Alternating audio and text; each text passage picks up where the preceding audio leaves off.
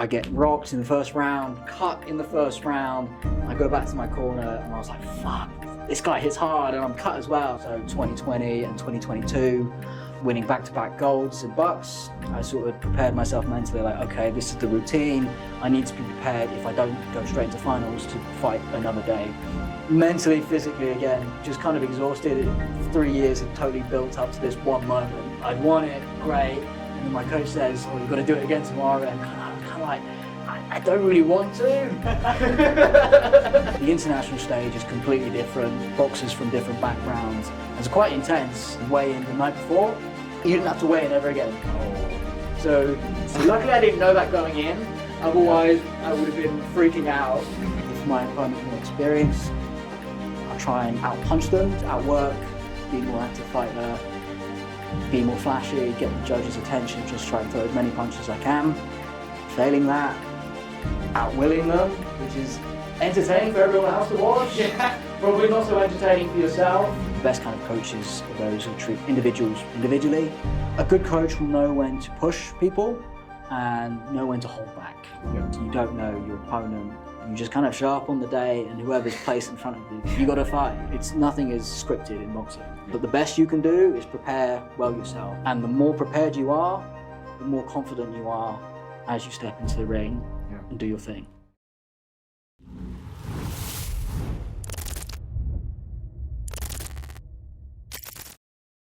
I'm joined today by double gold medalist in the British University's Boxing Championships, Alec Cheung, former teammate. Alec, I've known you now for almost 6 years. Yeah. You stepped into the team and you won a silver in your very first tournament. How much experience did you have as a boxer before actually joining the team? It's almost been 10 years now. I started in secondary school and I was probably going about once a week, quite casually, doing some sparring, fitness and whatever. I hadn't competed at the time. My parents wouldn't let me. But yeah, 3 years before joining the university. So when you think back to your first time joining a boxing gym, before actually trying out for the team when you're 18 years old, Yep. you started out when you were 16. Yes. So that's actually now 8 years of experience in total. What actually attracted you to boxing? Because when you think about it, you're looking for an extracurricular activity. I think previously, before I joined the boxing gym, I did a lot of team sports. It was basketball, a bit of rugby at secondary school. And I just wanted to try a sort of not a team sport, an individual sport at the time. So I think what initially attracted me was sort of the diversity in a boxing gym. There's so many different like levels, ages, people from different backgrounds. You had guys professional all the way to like kids, and then all the way again to people in their 50s and 60s, just giving it a go for the first time. And it was just that sort of diversity in the gym, which was sort of anyone fitted in really. Yeah, but it's a unique kind of move from team sport to boxing, where team also still plays a role, but you're in that ring on your own. How important is having a team? Yes, like you said, it is an individual sport, but you do need a great team behind you to sort of push you and encourage you to be the best that you can. When I joined UM Boxing, that was a great team to be part of. Everyone there was there to sort of push each other, to get the best out of each other. And yeah, I think that's a really important thing. In your first ever bout, actually, you entered a huge national tournament and you won a silver. When you think about it, every single tournament that you entered afterwards, you won a gold medal in. Yes. What was the difference in your mindset after that first tournament that led to those? Yeah, it's quite a big step up going from no experience, jumping in straight into the deep end into like the university championship where you have the best of the best in the university. I think everyone's first bout, you're probably not going to have your best performance. The nerves, everyone's overthinking. You're like, have I made weight? What do I do now? Am I going to be okay? Whatever. I won a silver that year. Probably wasn't, looking back at the footage, probably wasn't the best like performance. Like technique just went straight out the window. And because I had built up sort of for 3 years, trained, just straight after doing it, I was just mentally and physically exhausted. And then getting told, oh, you've got to go again in the finals tomorrow. I was like, can I not? Yeah, do you know, actually, just to pause you for a second, for context for the viewers, these tournaments are brutal. Yeah. You will fight, and as long as you don't get cut and you win, you fight the next day. And if you're unlucky and you're in a competitive category, you have to fight a third day.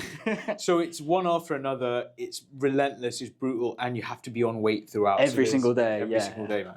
Every single day. Yeah. Years after, I think once you understand the routine of how that sort of tournament works, you're a bit more relaxed. I luckily in the second and third time going went straight to finals, so I just needed to make one weigh-in on the Sunday. Rest of the weekend I could sort of relax, chill, support everyone, which was really nice. And then because I'm one of the lighter ones again, you weigh in at 10, chill for about 2 hours, fight at 12, chill for the rest of the day. Yeah. I think that sort of relaxed mentality, just knowing the routine and knowing that you'd prepare yourself correctly. Your track record is actually a bit misleading, right? Your 4 wins and 3 losses, but every single loss was in a major tournament against elite competition. Tell me about every single one of these fights where you actually didn't win and what you learned about it going forward, how it shaped you as a fighter. So first loss, BUCS 2019. I'd won my first fight previously in the semis. Mentally, physically, again, just kind of exhausted. The 3 years had totally built up to this one moment. I'd won it, great. And then my coach says, oh, you've got to do it again tomorrow. And I was kind of like, I don't really want to. I was quite happy just winning. That's good. So maybe I wasn't mentally very prepared for doing it again. And that maybe cost me. But ultimately, that was a great learning experience for the years after. So 2020 and 2022, winning back-to-back golds in BUCS. I sort of prepared myself mentally like, okay, this is the routine. I need to be prepared if I don't go straight into finals to fight another day. And so I'd won those 2. And then my next loss was 2024. So last year we went to Poland for an international sort of, and the international stage is completely different. There were teams from, like, there was a Ukrainian team, German team, Norwegian team, and it was crazy seeing all these sort of like boxers from different backgrounds. And it's quite intense. The weigh-ins and the system they have in Poland, very, very different. You weigh in the night before, you didn't have to weigh in ever again. Oh.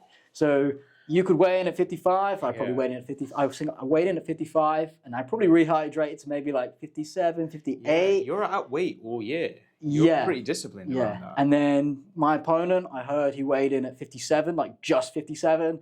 So to be honest, he probably, if you look at the photos, he probably rehydrated something about around 60. And then I asked him afterwards how much experience he had. He had about 30 fights. So luckily I didn't know that going in. Otherwise, totally different. Like, I would have been freaking out that he had like 30 fights and I was like on my, 6th at the time.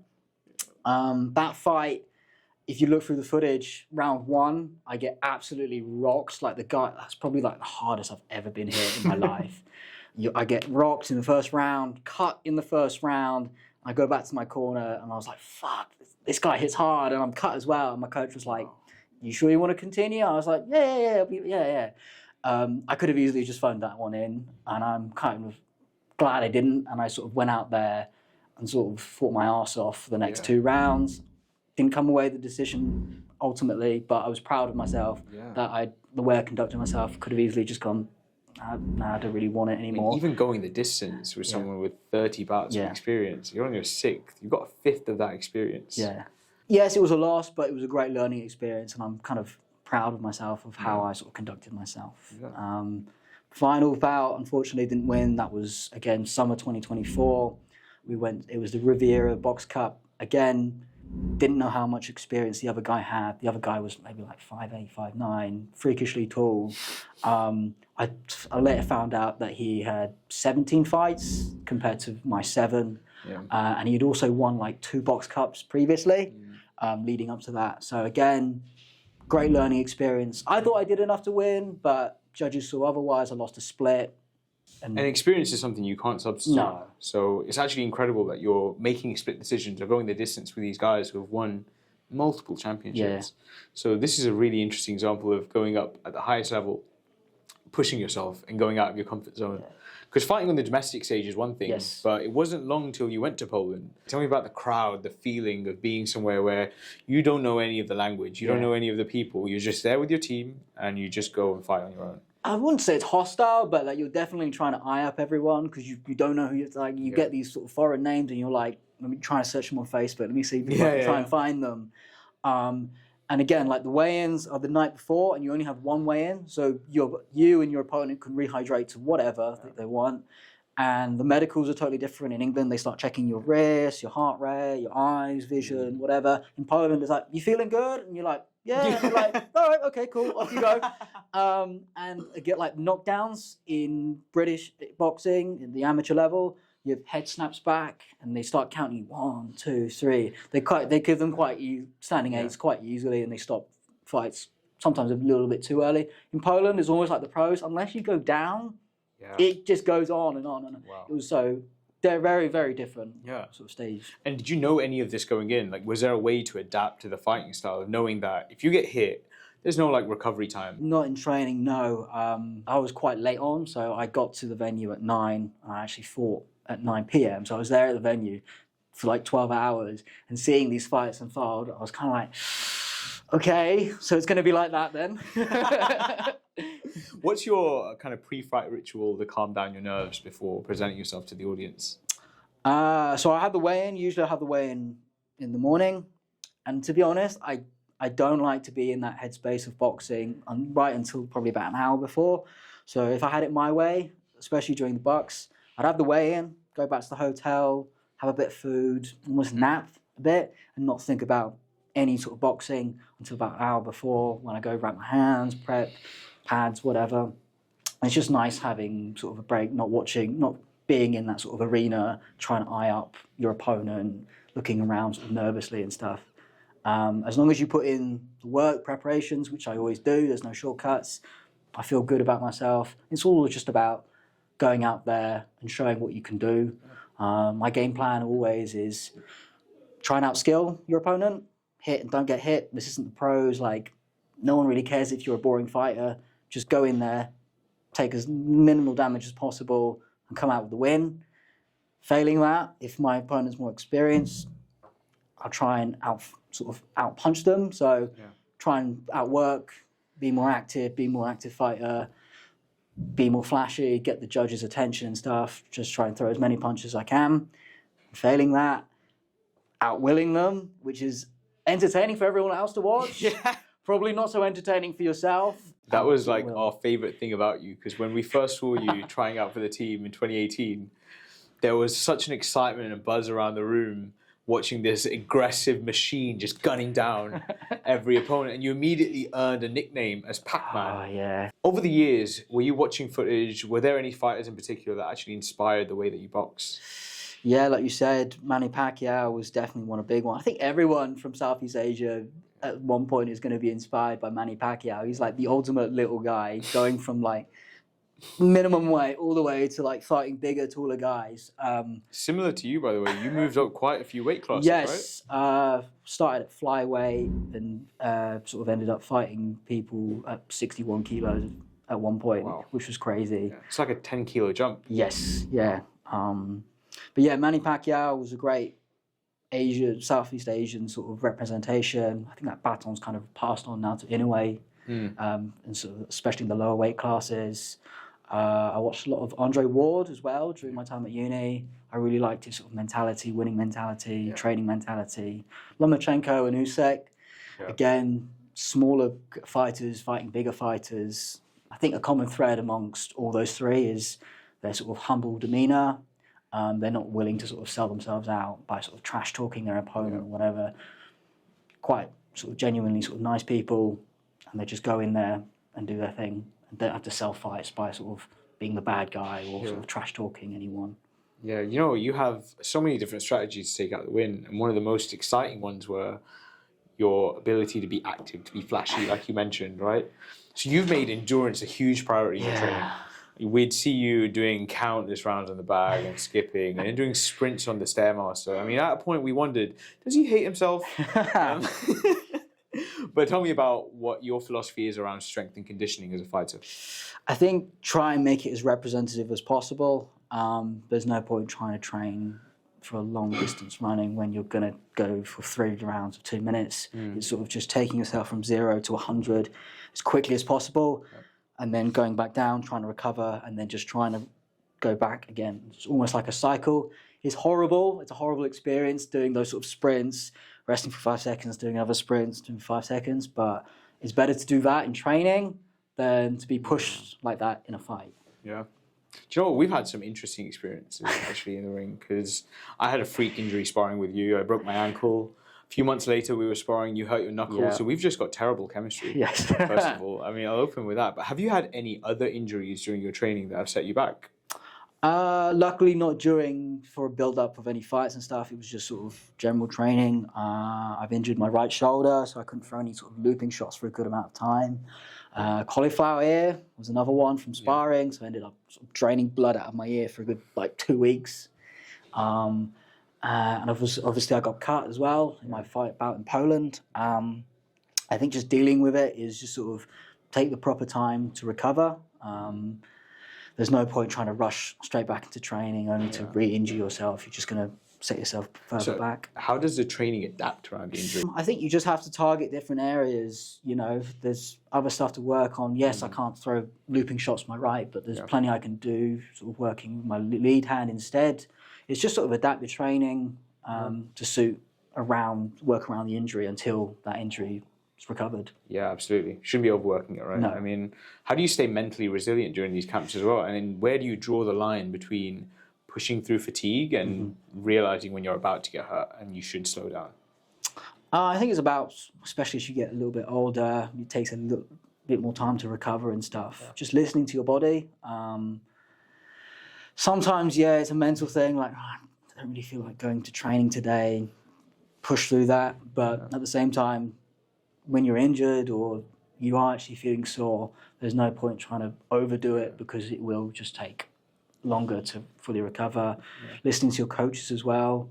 You're going to have bad days in the gym, no doubt about it, but, your coach will sometimes tell you, don't push too hard, or, slow down a little bit. And it's all about just listening to yourself and to your peers. How do you approach recovery now, especially as someone who trains recreationally alongside your career full-time?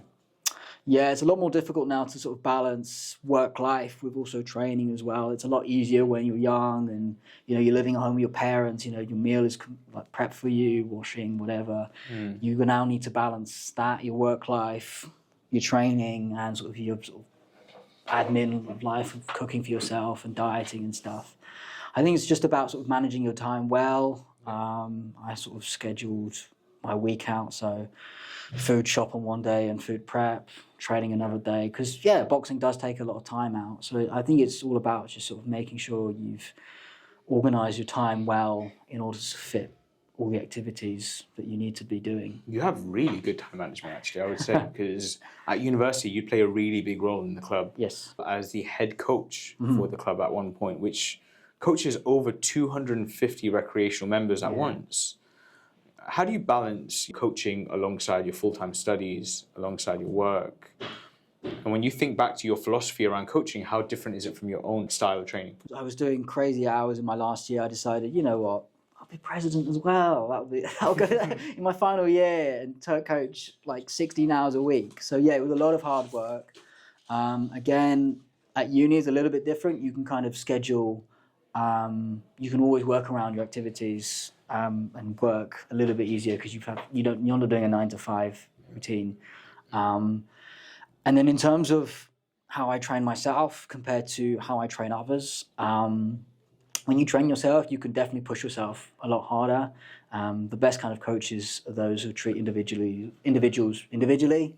Not everyone is looking to go to BUCS. Some people are just there to socialize, make friends, get more in shape and whatever. So a good coach will know when to push people and know when to hold back. Yeah. And you know what? You've always kind of made some time for volunteering, because that hasn't changed after you left the club. No. And now every single Thursday you volunteer at your local soup kitchen to deliver meals to people in need. Let's first take a look at some of the work that you've been doing at Mitcham FoodCycle. My name's Alec, and I'm today's cooking project leader.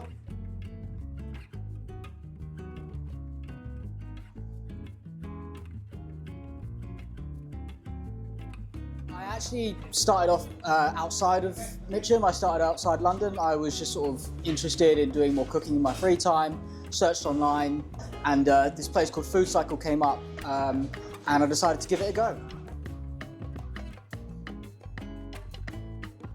Again, I was outside London, an area called High Wycombe.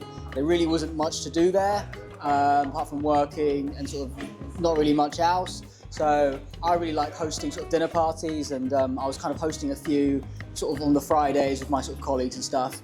And I thought, I really like this. Is there any way I can sort of do it more? And so searched up online what was available, and yeah, this is what was available.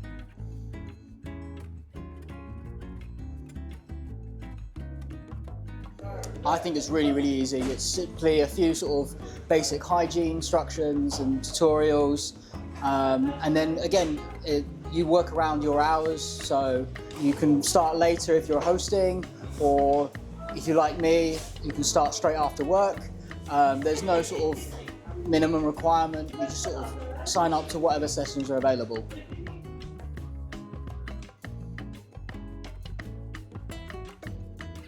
So today I'm the project leader of the kitchen, so I'm sort of delegating responsibilities to sort of everyone around me.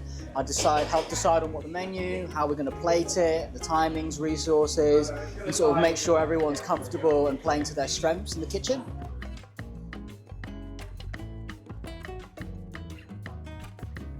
Yeah, I'd say I developed sort of better leadership skills.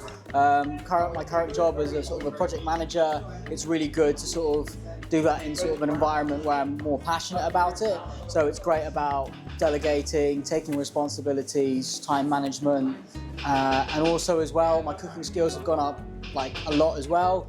Here, you're not sort of peeling 1 or 2 carrots, you're peeling about 20, 40 carrots. Yeah, you find your sort of groove and efficiency, and you get a lot better every time you do it.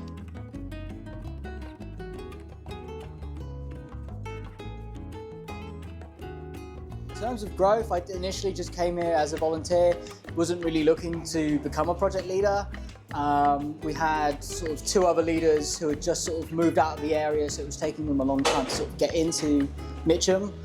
They sort of suggested that, you know, I was keen, I was coming up here every week, cooking, really getting involved enthusiastically. So they kind of were saying, well, you know, why don't you have a go at it? And, you know, I thought, okay, why not? And again, becoming a project leader, not too difficult. There was a few sort of forms to fill out.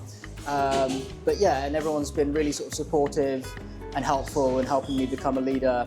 And, you know, every time I have a great team, and we put on sort of great meals for everyone, and everyone seems to come back with feedbacks. The meals are great, and everyone's really, really happy about it.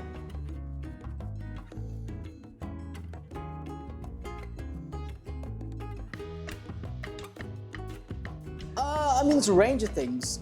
Personally, I just like to cook, so if you just said to me, just cook, and I would do it. But there's also other benefits as well, like we're using surplus food that would typically be sort of thrown away, and it's great that we're not wasting anything.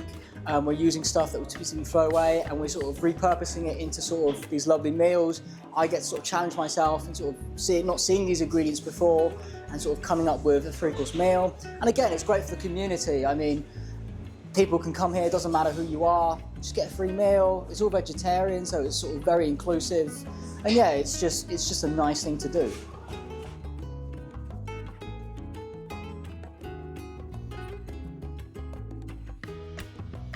Yes, absolutely. It's not hard to get started. There's no minimum commitment needed. You can show up sort of and sign up to any sessions you'd like, give it a go. I still need to give hosting a go. I've not had a go at that yet, but whatever it is, we've got people who, all different ranges and all different backgrounds. Everyone is really, really lovely. Yeah, give it a go. What was the process like to now becoming the head chef of the kitchen at Mitcham FoodCycle? So I actually started volunteering at FoodCycle, the soup kitchen. Before I moved to London, I was in a place called High Wycombe. So my routine would really be work, boxing, and occasionally I'd throw some sort of like dinner parties for my colleagues and stuff on a Friday evening.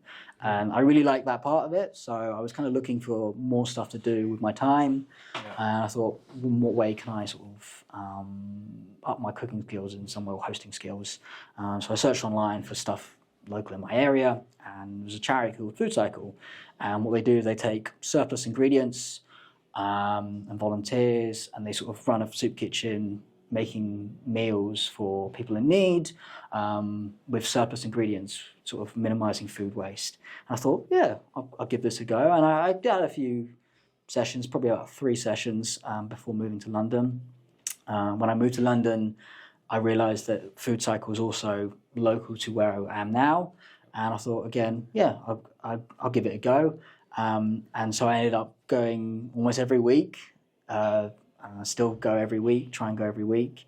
And I loved it. It was great. It was just sort of a way of upping my sort of cooking skills, giving back to the community, and minimizing food waste, which is all just for a great cause. In terms of becoming head chef, I think the people who were leading at the time, they were kind of commuting from quite far away, Angel, Canary Wharf, so it would take them about an hour and a half. And they were seeing me consistently turn up every week, and they said to me, "Well, Alec, why don't you have a, why don't you become sort of leader?" So, yeah, I thought, okay, yeah, why not? I mean, I'm showing up every week. I'm sort of making decisions about what to cook that week, and I enjoy it. Why not have a go? And sort of the process was quite a simple process in becoming leading. And yeah, I think I've really enjoyed sort of leading sessions now as well. And seeing you firsthand at the soup kitchen, I see you kind of educating the younger audience who are learning to cook, and you're passing on the torch. At the same time, you're coming up with creative recipes that kind of fit the needs of the kitchen with whatever you have available. How different are your responsibilities now as a head chef when you think back to when you first started as a volunteer? Quite a bit different. There's obviously some paperwork to do alongside the sessions, and I'm taking a more active role in sort of coming up with what we're going to make that day. You don't really know who's going to show up on that day. So you have volunteers who have never been there before. We have volunteers with more hours than you do. You know what ingredients you're getting that day. You could just get carrots and cabbages one day, and you're kind of like, what do I do? So I've kind of made like a list of sort of go-to sort of things to if we get those sort of like dud ingredients. And you don't know how many people are going to show up that day. You could get 5 people, you could get 40 people showing up. So it's all about being able to adapt on the fly, but at the same time try and prepare the best you can for those sort of sessions. You have an unpredictable schedule with the amount of people that are going to show up, with the experience the volunteers have, with the ingredients you're going to work with. It's a really intense gig. Yeah. Do you think back to your experience in boxing, being able to help you manage the pressure? Yeah, absolutely. I think in boxing you have a sort of similar sort of situation when you have bouts. You don't know your opponent. Very rarely will you know their record or any footage of them. You just kind of show up on the day, and whoever's placed in front of you, you got to fight. It's not like you can do masses of research on them, and ultimately you don't know. You know a little bit about them, but not enough to sort of fully prepare. Nothing is scripted in boxing. But the best you can do is prepare well yourself. So that's the training, the dieting, the sparring, whatever. And the more prepared you are, the more confident you are as you step into the ring and do your thing. And when you think back to your actual time as the president of the boxing club, as the head coach of the boxing club as well, did those skills translate to the leadership necessary to become the head chef? Yeah, I think there's definitely some transfer over. When I became president, I didn't initially never envision myself becoming president. So I kind of reluctantly took that role, kind of reluctantly took on the soup kitchen role as well. I didn't say, oh yes, I want to be head chef immediately, or oh yes, I want to be president. Maybe I needed a little bit more confidence in myself to sort of take those sort of leadership roles. But yeah, it was definitely a really good learning experience, learning how to delegate responsibilities. I sometimes want to stretch my arms maybe too wide and try to do everything all at once. It's not really possible when you're president and trying to manage 200, 300 members. So you've learned to delegate. Yes, you need a good team behind you, and luckily I had a great team behind me, both at university as president and both, at the soup kitchen every week. Learning as well, teaching as well, sort of being sort of there to guide my volunteers or my committee, and basically offer any sort of support or help I can. So what's been the most rewarding part of your work in volunteering? Has it impacted your goals going forward at all? And How important is it to actually give back to the community? At the time, I just kind of wanted to cook more. It's always been a dream for me to sort of own my own little catering business. Yeah. It wasn't really possible at the time just because of the work lifestyle of a catering business. So this is a way for me to sort of live out that dream without worrying about other things in a catering business, like the finances, the long hours and stuff. I only commit to about 4 hours a week. It's quite a sort of relaxed sort of gig in a way to a catering business. And it's for a great cause. Again, like we're using surplus food that would typically go to waste, and we're repurposing it and giving it to people in need. Giving back to the community is just a bonus of it. For me, it's just nice being in a kitchen, making meals and giving it to people, really. Yeah, and you do definitely make some good friends while you're there as Yeah, well, right? everyone gets on. Everyone's really lovely. Again, because we're all volunteers. None of us have to be there. Like we're all there by choice.